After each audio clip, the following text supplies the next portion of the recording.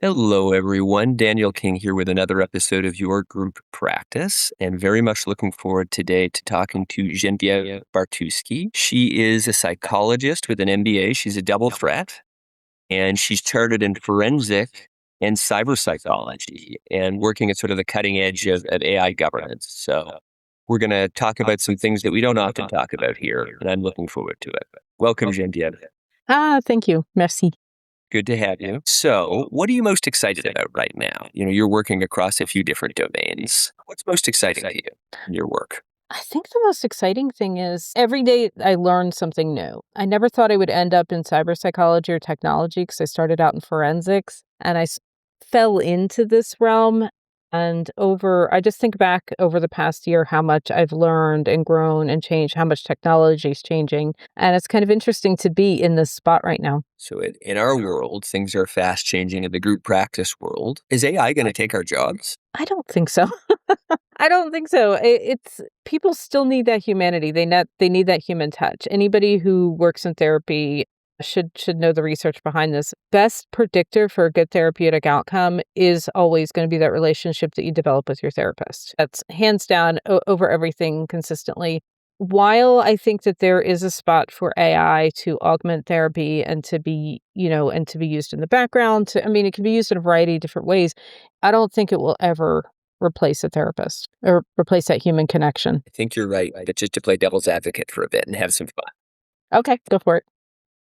Look, so many clients can so easily access AI, and so many tech companies are probably chomping at the bit to reduce their costs and see ways that they can diminish humanity and expand automations, right?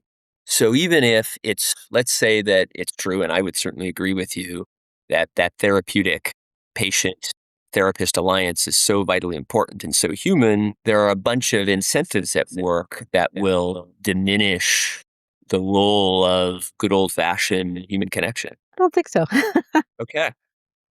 No, I don't think so because first of all, we can't really trust AI because AI they call it hallucinating. To me, it sounds more like confabulating. Like AI just if it doesn't have the information, just fill stuff in. And AI evolves over time. You have which is called drift. So as a tech company, I think there's too much of a risk to make it a replacement for therapy because it could potentially go off the rails. And also, like as a therapist, I'm held to my board standards. I'm held to all these standards of practice, the standards of care, these things I have to do. I have to, warn, if there's a danger to self or others, I have to, take steps to protect people. AI doesn't have that. Like AI is not held to those same standards of practice, standards of care, standards of everything. So it's, coming from forensic psychology, I'd be a little bit kind of worried, like, where is this going to go? If it causes harm, who's responsible? How are these lawsuits going to play out? Yeah. There's the outcomes that in a worst case scenario we might see, and then there's what individual actors are going to do, and there's what their incentives are, right? Mm-hmm. But your view, it sounds like, look, the ultimate outcomes are so problematic and so obviously problematic that even actors with incentives to ultimately look to replace humans, even those actors are going to be forced to confront the obvious truth. Mm-hmm. Yeah. And even if you put the guardrails in, have people red teaming in the background trying to break it, anybody who's worked in mental health or medical, as soon as you say, like, all right, we've covered all our bases, we've seen it all, somebody is going to come around and do something completely bizarre and mess up the system. And so as a developer, I think, the developers need to be aware of that and need to be aware of where their boundaries should be. So if we know that it's highly unlikely that therapists will be truly replaced, but as you say, there's a role for AI in a therapy practice. What does that role look like? If I'm running a group practice and I know AI is coming in some shape or form, how should I seek to leverage AI? Start with because with therapists, especially any therapist in private practice knows that the backend stuff is time consuming. It's a time suck. It's like a time vampire doing billing and all of that stuff. So if there's AI that can help with billing, again, make sure everything is HIPAA compliant. As somebody tells you they're HIPAA certified, that there's no such thing. Make sure it is HIPAA compliant. Find out how the AI is being trained, what data is used, how are they removing any personal information, stuff like that. But you can use it, I would love to see somebody be able to streamline insurance billing with AI because it is a nightmare when you're doing it yourself. It is an absolute nightmare. You can use it to make sure your notes are good, or to help write your notes, make sure everything's going to hit all the boxes that you need, especially if you're billing insurance companies. I'm still weary about recording therapy sessions and having AI write the notes. I'm a little weary about that because in therapy, I want my clients to be open and feel safe. And I don't know that if I were sitting on the other end of the couch, that I would feel comfortable with AI recording me and like these, in some of my darkest moments and putting it up on the screen and then what happens to that information. But also I see we have so many gaps within the mental health system itself, not just here, but in the UK as well, where people can wait for weeks and weeks and weeks to get an appointment to get in to see a therapist. Crisis centers across the country are overwhelmed. People sit in hospitals for days waiting for beds. With human oversight, I stress this completely, I could see AI stepping in there, because a lot of people who go to crisis centers, they don't necessarily need to be in the hospital, but then they might have to wait 6 to 12 weeks for an appointment. So what do you do in the meantime? Like everybody has a smartphone. It's not like just rich people have smartphones anymore. You have to have a smartphone to exist in this world. So is there something that we could do to fill in that gap between like a crisis eval and the first appointment that would just kind of get them through, just as a bridge with human oversight, with making sure they're appropriate, stuff like that? There's also people who will sit in emergency rooms 3-4 days before there's a bed that opens up in a hospital. And so it's very real.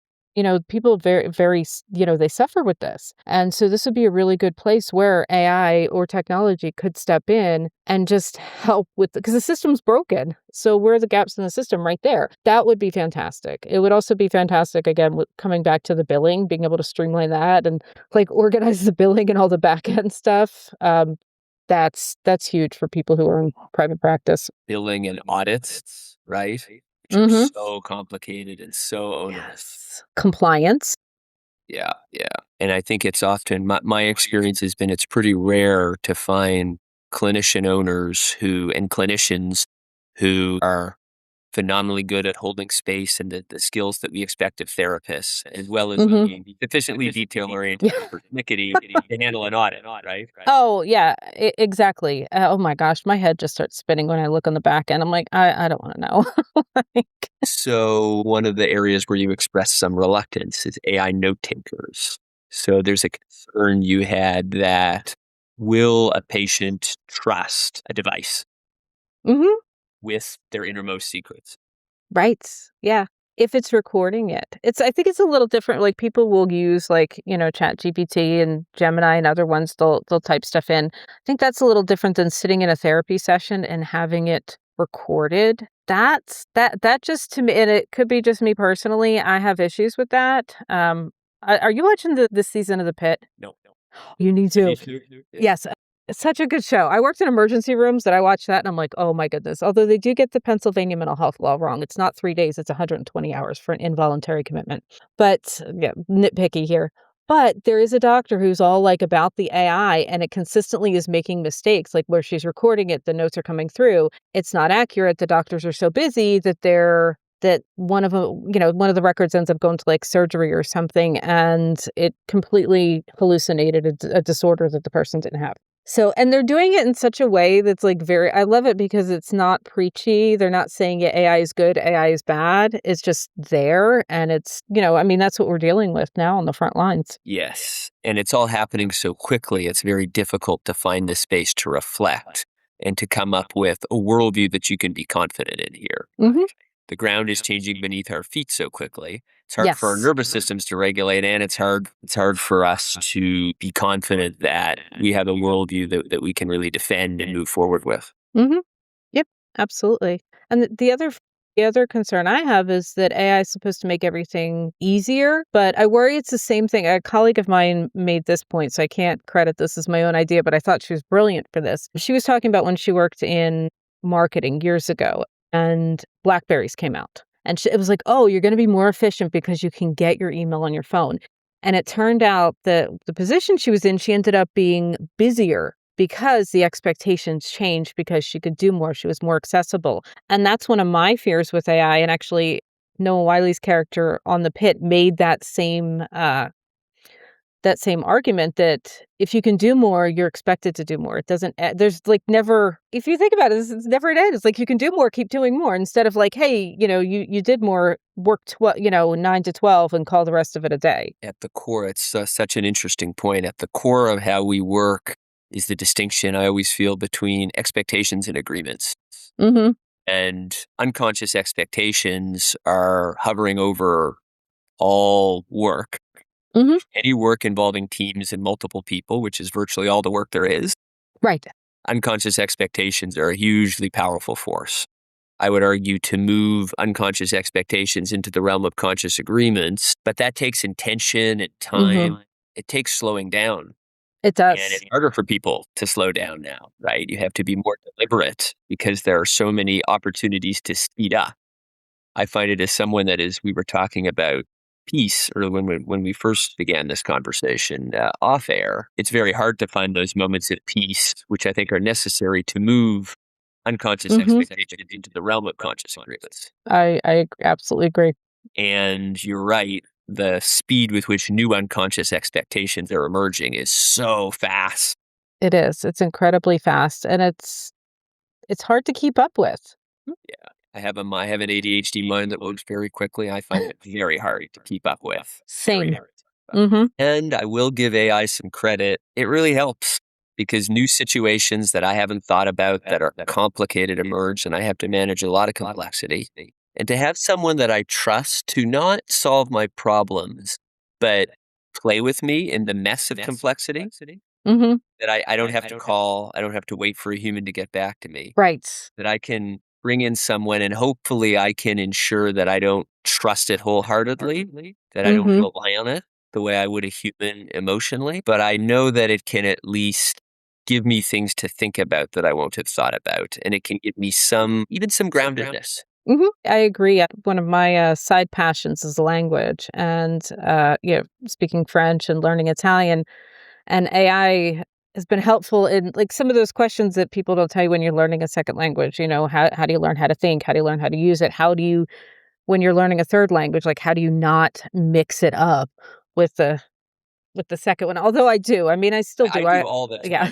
It's so confusing. It will, or sometimes, or the fact that sometimes when you're learning another language, your brain just does not remember a word in any of them. Like I'll just look at something and be like, "What is that word?" And I'm like, "Am I going like something wrong with me?" No, it's and AI helps with that stuff. But I was talking to my Italian tutor a couple weeks ago about AI, and I was asking it. So I'm learning the pronouns, and they are nothing like anything in English, and they say it's related to French, totally different. AI does not understand Italian pronouns because it gets them wrong. It does, and I was talking to him about it. He said he can tell when something in Italian is written by AI because it just doesn't understand the nuance of the pronouns, because you have pronouns that you use in speech, which are different than pronouns that you use writing, and AI doesn't understand the difference between those and mixes them all up, and then they have compound pronouns. And yeah, some things like I'm surprised to hear that, because things like that you would think should be relatively easily solvable for AI. Mm-hmm. So that surprises me. But yeah, probably there are going to be these bizarre knowledge gaps. We don't know unless you're super technically minded and you really understand the architecture of LLMs. I don't know why that's the case. I guess I'm not super shocked on reflection, but you might find another AI that doesn't have that issue. Yeah, like, and I was using ChatGPT, not to like call them out because it's a good one. I mean, I have nothing against it, but it's the one that's probably got the most information in, and it was having trouble giving me the charts and picking out the right pronouns to help me. I was like, this is not helping me at all, like grammatically. So it's and I talked to my tutor about that, and he was like, mm-mm. He's like, I've not seen an AI that can get Italian. Yeah. And it comes at us with such authority. And it takes a little bit of, say courage exactly, but a little bit of presence to be able to question it and say, wait a second, I'm not sure about that. Yes. I had it's interesting. I was working on a transaction and I was debating a point with our legal counsel, and they said, we're pretty convinced this is true because AI told us it wasn't, and then we pushed back and then we won the argument. And I sort of think to myself, well, that doesn't necessarily prove your point, because AI is strange. On the one hand, it presents with a lot of authority. But on the other hand, ChatGPT with its default setting, you can totally argue with it and it will back down. Right. And both of those truths are kind of frightening to me. Yeah, and I think people need to understand that as well when they're using it. Like, it's not a human. It doesn't have actual intelligence. It's a large language model. It basically it looks for patterns and spits them back out to you. That's what it does. But I do like, though, that ChatGPT did get rid of their 4.0, because that was the one that was most, they called it the love model or something like that, because people were actually getting romantically attached to it. And there is very interesting, I found a subreddit thread of about 20,000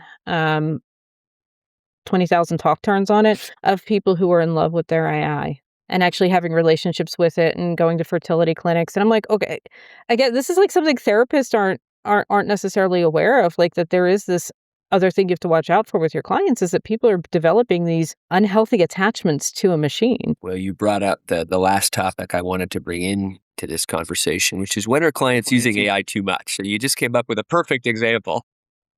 Yes. Like, when some of it's not quite so insidious as that. Some of it's, when they're outsourcing their thinking to AI, or they stop trusting themselves because AI said something different. Those are concerns. Also, if people can't resolve conflict, that's another thing, because AI doesn't, I mean, you can, some of the other AI systems, not necessarily like the OpenAI or Gemini, but there are, like, character building ones. I don't want to mention any specific names. Like, you can tell it to argue with you and create characters and personas, but for the most part, it's not going to. It wants you to like it. It wants you to engage with it. It wants you to continue using it. And I say want very loosely. It doesn't actually think, it's programmed, and so you're getting an echo chamber. You're getting a reflection of what you want to hear. You are. Sometimes that can be healing. Mhm. Sometimes that can be exactly what you need in the moment. Yes, Rogerian psychology. Yep, exactly. That unconditional positive regard. Yeah. Yeah. And so it's not an accident. I would imagine that ChatGPT's default settings are Mhm. programmed that way. And you pointed out before we hit record that unconditional positive regard can have many unintended consequences, amongst them kids not necessarily developing conflict resolution Mhm. skills. Yes. Someone that you rely on is now ultimately going to agree with you all the time. Mhm. Absolutely. And just a random, fun, interesting fact, that is one of the first AI systems, ELIZA, which was built at MIT in the late 60s. They deliberately used Rogerian psychology. And immediately they started noticing, and it was very rudimentary, like nothing like what we have now. There were pre-programmed conversations, but very quickly educated people at Harvard, or at MIT, not Harvard, were developing feelings for the AI. Not necessarily romantic feelings, but like an emotional attachment to it. And I can't think of his name off the top of my head, but the researcher, the computer programmer, was like, this is not good. Like, this is kind of concerning how fast this happened. And that was back in the late 60s. It's like, oh, wow. Okay. Hmm. That's not super widely known. No, and they call it the ELIZA effect, because they called it ELIZA, based off of Eliza in Pygmalion, because you could dress it up to be something different. Wow. Super interesting nuggets for our listeners. So if I were to kind of sum up, as we've been talking about the role that AI can play in other fast-moving technologies in the group practice world, it sounds like your kind of mental model is, be very careful when it comes to touching patients. But everything in the back end that's unrelated to patients, if it comes to relating to insurance companies or governments, that kind of thing, because there tends to be so much detail, so much need for detail, that automation can just speed up and simplify and improve processes. So Hmm. where it comes to touching patients, be cautious. But every Yes. other element of the back end, AI can Hmm. play a hugely helpful role. Is that your Hmm. summary of your mental model? Pretty much. Yeah, and I mean, it's, well, we've always seen, if you do any kind of psychological testing, for years we've had computer programs that can give you, that can spit out a report for you. The same thing with that. Like, what we've been doing as psychologists for years is, like, when I get an MMPI report, I don't take it at face value. I look at it, I see what it's given me, and I'm like, okay, this kind of makes sense, but this doesn't fit. Or, no, the person is not showing hypochondriasis. It's because they have an actual stuff. Like, same thing. You take it within relationship to the person and use your clinical judgment. Yeah. I think there's something I have found in my own just sort of creative processes. Getting started can be so hard sometimes. And so the speed with which you can get some output Mhm. is so fast. And yeah, you have to be super skeptical about that output and Mhm. scrutinize it. But it can sort of get the juices flowing really quickly. Yes. Yes, it's really good if you write stuff, I wouldn't use it creatively, but that's just me personally because 'cause I'm like, if I'm gonna write something creative, it's coming straight from here. But if I have to write a report or something like that, you know, I would never use patient information as I say that. Give me an outline. What point should I make? I wanna include this. Is there anything I'm missing? Can you find me the research? My goodness, if I had this when I was doing my dissertation, like being able to pull the research, that would have been fantastic. It's so fast now. That's the good stuff for it because it's like, okay, at least now I have an outline. At least now I can think about this and let this percolate in my head and get back to writing. Makes perfect sense. So, since we've been talking about I would love to end on a human note, and we will usually end the interviews on a human note by Mhm. asking when you're not doing this super cool work at the sort of nexus of Mhm. AI, governance, and psychology. What do you do for fun? I read a lot. I'm an avid reader. I have 3 dogs. I live in the mountains, study Italian. Pretty chill. I like it. I like it. Pleasure to meet you and talk to you today, and I'm sure listeners will benefit from thinking a bit more intentionally about AI and what they can do with it and what they shouldn't do with it. Yes, and thank you so much for having me. I enjoyed this.